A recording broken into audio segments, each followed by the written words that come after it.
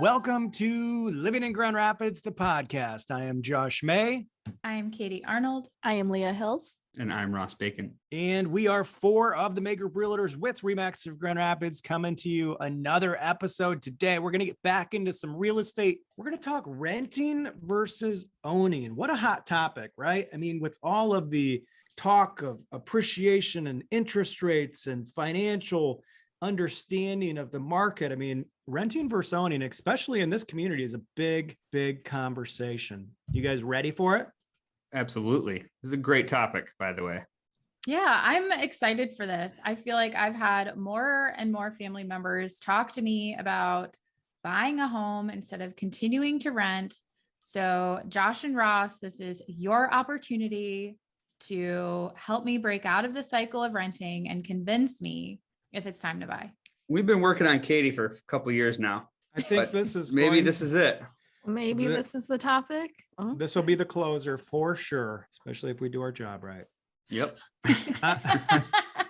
I'm joking. It's something that comes up quite a bit. I get asked it all the time. I mean, obviously both have their pros and cons. And I think it really comes down to, where someone's at in life, what's their future plans are. But yeah, obviously Josh mentioned, you've got, there's so many great opportunities right now to purchase a home, and there's so many reasons why that's a good idea. If you're planning on staying put and you got a great job, or you just, you want to stay in the city you're living in and you're able to do it, then yeah, exploring all avenues of purchasing a home is a great idea. You're taking advantage of historically low interest rates. You're taking advantage of all these different programs out there that help people purchase a home. Inventory is low, but rent is up too. I know specifically here in Grand Rapids, finding a rental can be just as big of a struggle as it is to find a home to purchase. And also the biggest thing is, why make someone else money when you can do the same for yourself in purchasing a home? Yeah. So often I get this question, it's funny because I've been hearing the same question for the past 11 to 12 years. Josh, when is the market going to stop going up? And people often ask me that because they say, well, we don't want to enter the real estate market if there's going to be a downward push. So I would say start with understanding the local and national economics, understanding what the experts are saying. We've been on an 11-year run as far as home values appreciating. So somebody that made that decision to rent 11 years ago is incredibly happy. Their home value is essentially tripled. That's a pretty big nest egg for somebody that maybe bought a house for $120,000 10 years ago, and now that house is worth $280,000 to $300,000, and that's real tangible money. So if you're looking at long-term investment strategy, housing is important. I think from future projections, we've kind of talked about this a little bit in the past, but national economists are saying that the real estate market is going to continue to appreciate at least into the foreseeable future, 2024, 2025. So we've still got a supply and demand issue. So if you can get in at a very low interest rate, which we're at historical lows right now, find that home, even just sit tight. If you've got a 2 to 3 year plan, we've been appreciating on average about 7 to 8% over the past 10 years. So let's just say appreciation even went down to 5%, and you bought a $200,000 house. That $200,000 house could be worth $230,000 in 3 years. And then you need to analyze, okay, well, I've appreciated, I've gained equity in my home. What would I have spent money on rent in a 2 to 3 year period of time? So that would probably be more than likely, if you're paying $1,000 a month in rent, you're going to spend $24,000, $36,000 in rent, that you're not going to be able to recoup that money, versus buying, you're going to have a nice little nest egg of hopefully, $30,000, $40,000 in equity over that same period of time. So that can be upwards of a $60,000 to $70,000 swing if you really analyze those numbers. I think the last I heard, this country itself is short about 4.3 million homes. So we have a huge shortage. Builders can't keep up. Material costs are pretty high right now due to the pandemic. I know they've come down quite a bit. It's still relatively expensive to build a home at the moment. And the hardest part is finding the land to do that. When you have 4.3 million homes, they're saying could take 5-6 years for everybody to be caught up. And there's especially here in the Grand Rapids area, there's such a huge surplus of buyers out there. You know, a lot of people are getting discouraged and wanting to go rent. You know, they're not thinking the long-term effects too. You know, I always tell clients that I'm working with, you know, never stop looking. If you're even thinking about looking at a home, never stop looking, because it only takes one home for you to get and that you're happy with. I think that a lot of people are just kind of getting discouraged and wanting to go rent. Some people, you know, another thing to consider is, you know, a lot of people are worried about maintenance and upkeep and things like that. I think most people get stuck thinking about the short-term effects of owning a home rather than the long-term effects that Josh just talked about. Yeah, you might have to replace a roof. You might have to, you know, have a plumber come over and fix a few things. Doing so still creates the amount of equity of you staying there for, 2 to 3 years. You're going to come out on top when it's time to either upgrade or,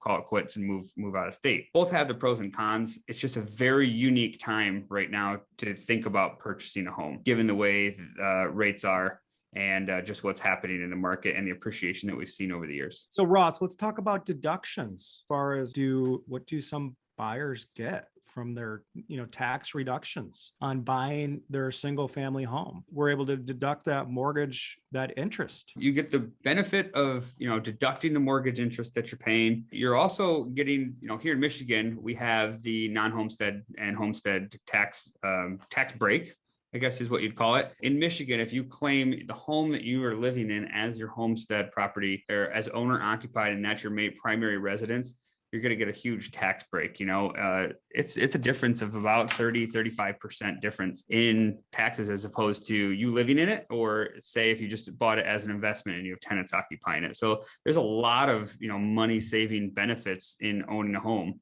and very little in renting. There's also some interesting things just about energy efficiency, investing money into your home. There's some energy tax credits out there also. Now, I'm not up to speed on everything at the moment, but you put new windows in, you upgrade your home to a very energy efficient home. There's some tax credits, there's some savings. So a lot of ways to save money with home ownership. Now, we're not here to say renting is not an option or doesn't make sense, because it does actually make sense in plenty of scenarios. Let's talk about some of those though, Ross.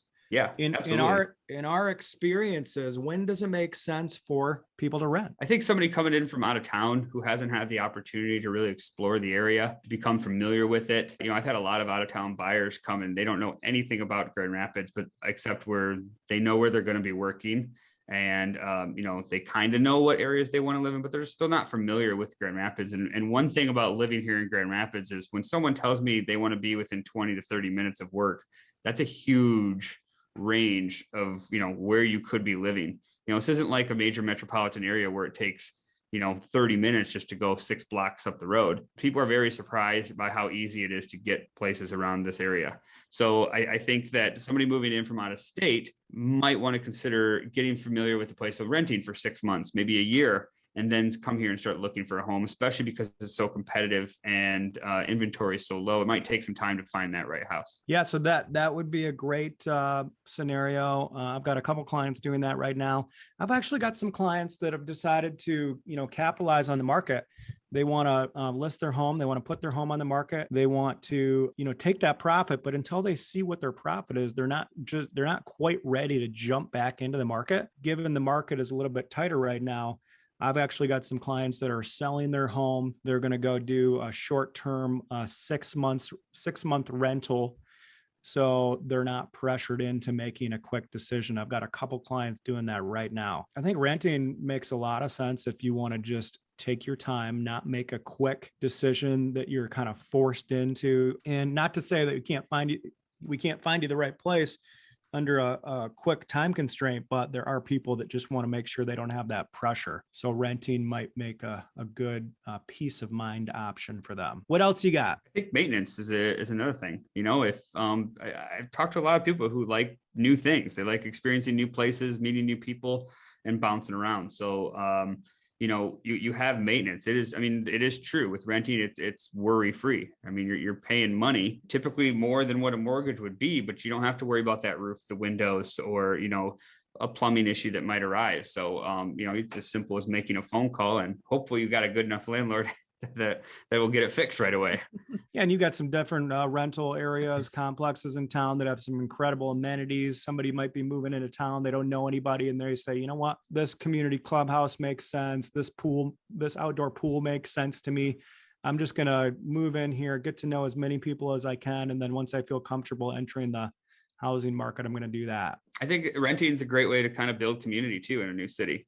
Perfect opportunity. I mean, look, use Abby on our team. Mhm. Abby did that at the Bricks. She lived there for 2 years, and she made a lot of friends doing that. She still talks to a lot of people, and she loved it. I think that's something to consider over owning too. That some people might moving into a new city. If I were moving to a new city, I would probably rent as well, because it's a great opportunity to get to know people. So I think what I'm hearing from you, Ross, and myself is history tells us, at least over the past 11 years, that purchasing a home probably is a better financial decision. There's no doubt about that. If we're looking at finances and we're looking at building some equity in a home and hopefully, using that money for retirement or just having a nest egg aside, buying probably makes more sense. Owning makes more sense. Some of the options for renting, like we said, are maybe getting involved in the community, meeting some more people. If you're not from the area, maybe not quite ready to make a quick decision. So there's options for both. Katie, Leah, any other follow-up questions for us? I think the big thing for me is just, if I'm like on the fence here, and you guys have made some great points so far, but like, what are the questions that like Leah and I should be asking ourselves if it's the time to buy? Like, what are the big questions to kind of like dig deep and decide if it's time to buy? Going into taking a look at, look at what you've paid monthly in rent over the past few years. Maybe on average, if you've bounced around from place to place and your rent amount has changed, have you been comfortable making those payments and asking and having that? I think the number one thing everybody should do, if you're even considering about it, is just start off by having that conversation with the lender. In most cases, people are approved for more than what they actually need. I think the question, what you should be asking the lender is say, hey, here's what I'm comfortable paying. How much house can I get with this type of a down payment? Because if you're able to make those payments, heck, if you're able to have your own home, build equity, build appreciation, get the tax benefits, and pay less than what you're paying, that should kind of help maybe offset some of the worries with the maintenance that comes with owning a house. Yeah, the other question that I'll get a lot, and I advise people to think about this, is, how long do you plan on being in that particular location? I mean, my benchmark is typically about 2 years or so. If I know that somebody's going to be there for 2 years, then I think purchasing makes sense given the, past history of the past 10, 11 years and beyond. Now, with that being said, we do have some owners that, they know they might be relocating in a year from now, and maybe they purchase for a year and then they hold on to that house as an investment property. So that's something that we also didn't think about, is just because you buy a home doesn't mean if you have to move or if you relocate, it's not the end of the world. Owning investment real estate is a great place to be. So I think things you want to think about is, what is my plan? Am I going to be in the area? If I'm going to be here for the next couple years, then let's dig into this more. Like Ross said, let's analyze the monthly payments on both scenarios, and then let's look at history and understand that, yeah, if real estate does continue to appreciate, I'll more than likely be in a safe space. And my worst case scenario, because I always like to think about worst case scenarios, is my worst case scenario is if I move, I've got two options. I either sell the property and hopefully the market has appreciated and you make a little money there, or you hold on to it and help, maybe own your versus investment property, get some help with that. You can do it yourself or hire a local property management company. I know we've had a few clients that have rented the home they own and gone and rented a condo. They wanted to live downtown. So like, I'm going to capitalize on the fact that I own this home. Here's what I know I can rent it for, but I want to go live in a condo downtown and experience that for a couple of years. And I know people who have done that, and it's worked out very well for them. So many options. Absolutely. A lot of things to think about. It's a really good conversation. I'm glad we dug into this a little bit, because we do get these questions quite a bit here. And I appreciate you guys listening. After you've decided to rent versus own, or at least dig into that, we'll let you guys get back to living in Grand Rapids. Have a great day. Thanks. Take care. Thanks for listening to Living in Grand Rapids, the podcast. Please take a moment to rate, review, and subscribe to this podcast. and share with your friends. You can find us on Instagram at MayGroupGR or online at marketgrandrapids.com.